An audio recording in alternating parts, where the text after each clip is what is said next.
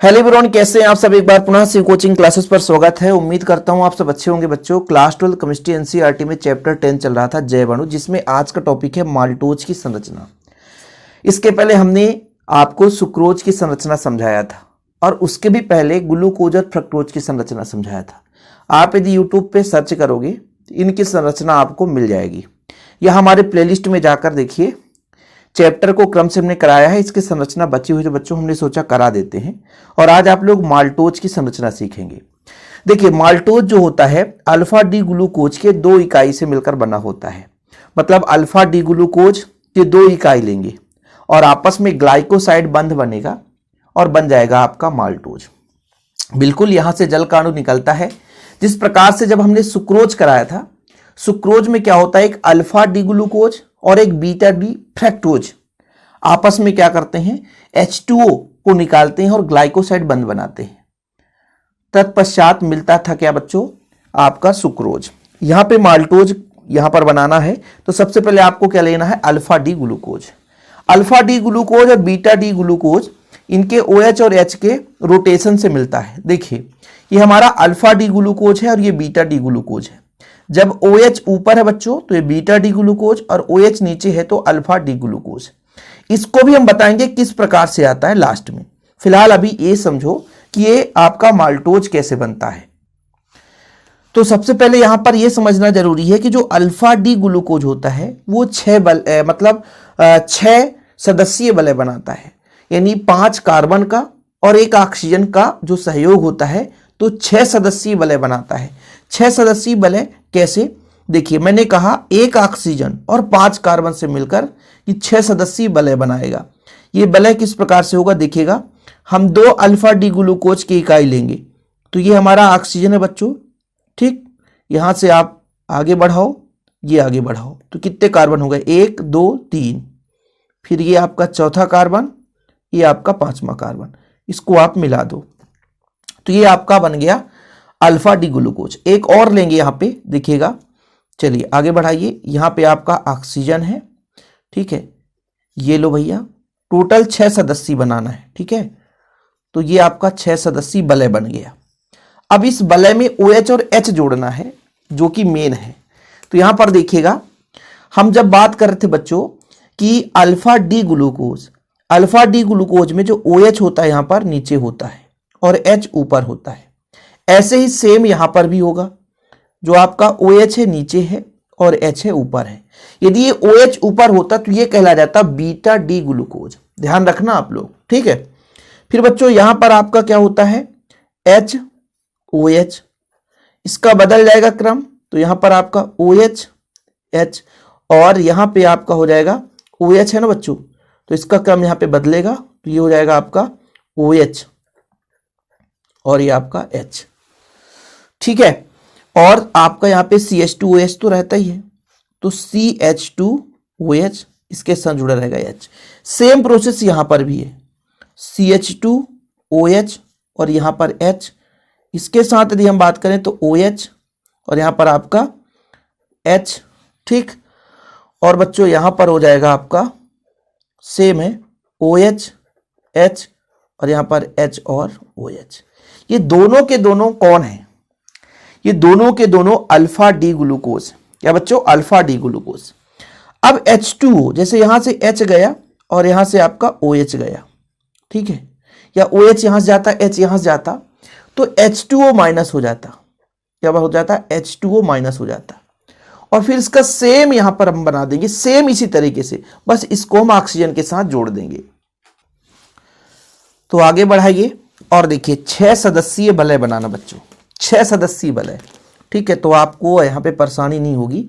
यहाँ से हम बनाना शुरू करते हैं। ऑक्सीजन है बच्चों, ये लो 3 कार्बन हो गया और फिर यहाँ पे जुड़ जाएगा तो ये टोटल 5 कार्बन और 1 रिंग हो जाता है। ऐसे ही आगे बढ़ाते हैं। ऑक्सीजन, ये लो भाई, इसको आगे बढ़ाओ। फिर ये 6 सदस्यीय वलय बनाता है। बाकी यहाँ पे आपका सेम रहेगा, CH2OH, तो यहाँ पर H, यहाँ पे बच्चों आपका, यहाँ पे देखिएगा H तो OH, यहाँ पे आपका OH नीचे H, यहाँ पे आपका H OH। इस बार ये दोनों ना ऑक्सीजन के साथ जुड़ जाएंगी। यहाँ पे हाइड्रोजन था बच्चों तो हाइड्रोजन रहेगा, यहाँ भी हाइड्रोजन तो हाइड्रोजन रहेगा। बाकी CH2OH आपका H, फिर यहाँ पर आपका OH H, यहाँ पर आपका HOH और बाकी यहाँ पे आपका तो HOH है ये। ठीक, ये बन गया और यही है हमारा क्या, ये बच्चों हमारा है माल्टोज। क्या है? माल्टोज। ठीक है, क्लियर है। तो जब हम अल्फा डी ग्लूकोज को आपस में मिलाए थे तो माल्टोज बना था। बिल्कुल सिंपल है यार, कुछ भी नहीं है। अब इसको थोड़ा समझना जरूरी है क्योंकि आप लोग यही नहीं समझोगे कि अल्फा डी ग्लूकोज कैसे बनता है, फिर दिक्कत है ना। अल्फा डी ग्लूकोज समझाना बहुत जरूरी है बच्चों, क्योंकि यदि ये आपसे बन रहा है तो सब कुछ बन रहा है। तो सबसे पहले मैं आपसे कहूंगा कि ये ग्लूकोज का फार्मूला क्या होता है बच्चों। देखो, CHO रहता है, पहला कार्बन, दूसरा हो गया, तीसरा, चौथा, पांचवा और ये छठा, लास्ट में OH रहता है। 2 में OH, फिर H, फिर OH। तो इसके अपोजिट में क्या रहता है, यदि जहां पे OH है तो H जोड़ दो, जहां H है तो OH जोड़ दो। ये क्रम है। ये हमारा है ग्लूकोज का। किसका बच्चों? ग्लूकोज का। बहुत ही सिंपल है कि इस जब कार्बन के साथ ये वाला कार्बन बंध बना ले, वो भी ऑक्सीजन को लेकर के, तो यहां पे जो कार्बन है बच्चों 1 2 3 4, ठीक है, तो ये पांचवा हो गया, यहां से पांचवा हो गया। इसके साथ ये ऑक्सीजन के साथ बंध बना ले लियो भैया, जुड़ गया। बाकी CH2OH है ही ऑलरेडी। अब यहां पे जो OH है ना बच्चों, एक OH इधर जुड़ गया और एक OH इधर। बाकी सबका जो प्रोसेस है उसमें आपको छेड़खानी नहीं करनी है, रहने दो भाई साहब। जिसके साथ जो जुड़ा है तो यहां पर आपका H बस जुड़ा रहता है, OH था ना तो H ही रहेगा। ठीक, और ये आपका H, यहां आपका OH और ये आपका H। अब देखिए, इसी को जब हम वलय बना देंगे, इसी को जब हम वलय बनाएंगे, वलय कैसे? जैसे हमने कहा ऑक्सीजन है, ये आपका 5 सदस्यीय नहीं 6 सदस्यीय बनेगा, है ना। ये देखो, यहां पे आप ऐसे खींच दो, ऐसा खींच दो, ऐसा खींच दो, ऐसा खींच दो, ऐसा खींच दो। देखिए, ये पहला कार्बन है बच्चों, पहला कार्बन है। ये आपका राइट साइड है और ये आपका लेफ्ट साइड है। जब ये राइट साइड है तो ये OH ऊपर जाएगा और H नीचे। ठीक है, फिर आपका ये देखिए जरा, ये राइट साइड है ना, तो राइट साइड को ये हमने उल्टा कर दिया। इसको ऐसा समझो आप कि OH तो इधर हमने कर दिया, इसको छोड़ो। जो इसके लेफ्ट साइड है इसको ऊपर ले जाओ, जो भी लेफ्ट साइड है उसको ऊपर ले जाओ, जो भी लेफ्ट साइड है उसको ऊपर ले जाओ, और इसके अपोजिट में जो है तो जुड़ेगा ही। बाकी CH2OH ये आपका मूलभूत कर्तव्य है। अभी फिलहाल ये जो आपको दिख रहा है ना बच्चों, वो बीटा डी ग्लूकोज है। क्या है? Beta D glucose. ठीक, अब यहां पे इसके खेल से अल्फा डी ग्लूकोज बनता है। ठीक है, अल्फा डी ग्लूकोज जो होता है केवल H और OH के खेल से। अब OH यदि नीचे आ जाए और H ऊपर चला जाए, बाकी same process, H OH OH H H OH CH2OH और H। इसको बनाने का तरीका ये होता है कि जब आप पहले कार्बन से चलो यहां, तो जो यदि लेफ्ट साइड में उसको ऊपर रखो, H OH H, ये नीचे वाले को नीचे रखो। ठीक है, बाकी CH2OH तो इसको जोड़ना ही पड़ेगा, इसके साथ H जुड़ा है।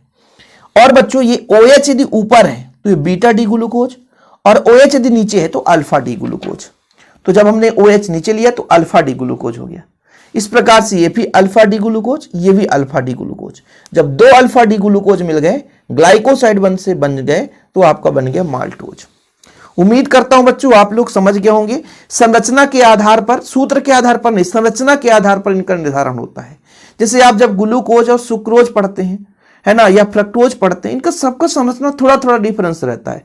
ग्लूकोज फ्रक्टोज में आपका सूत्र सेम है, C6H12O6 दोनों का होता है, चाहे ग्लूकोज ले लो चाहे फ्रक्टोज ले लो, दोनों का संरचना सेम रहेगा। ग्लूकोज फ्रक्टोज दोनों का संरचना सेम, सॉरी अणुसूत्र सेम रहेगा। अणुसूत्र होता है C6H12O6, C6H12O6। ग्लूकोज चाहे फ्रक्टोज दोनों का ये अणुसूत्र समान है, लेकिन संरचना थोड़ा थोड़ा डिफरेंस है, और संरचना के डिफरेंस होने से इनका नाम अलग अलग पड़ गया है, इनका गुण भी अलग अलग हो जाता है। तो ये आप परेशान मत होना। फिलहाल जो आज का टॉपिक था माल्टोज की संरचना, यहां पे आप लोग बच्चों देख पा रहे हैं, इसका भी फार्मूला लगभग आपके सुक्रोज के ही समान निकलता है, लेकिन लेकिन यहाँ पे संरचना भिन्न है, ध्यान रखिएगा। और संरचना भिन्न के कारण, ठीक है, ये आपका माल्टोज कहला जाता है, सुक्रोज नहीं। सुक्रोज में क्या था बच्चों, यहाँ पे आपका फ्रैक्टोज जुड़ता था, फ्रैक्टोज। तो उम्मीद करता हूँ बच्चों आप लोगों को पसंद आया होगा, और भी जो आपके डाउट हो मन में प्लीज़ बताया करें कि हमें इस टॉपिक पर वीडियो चाहिए।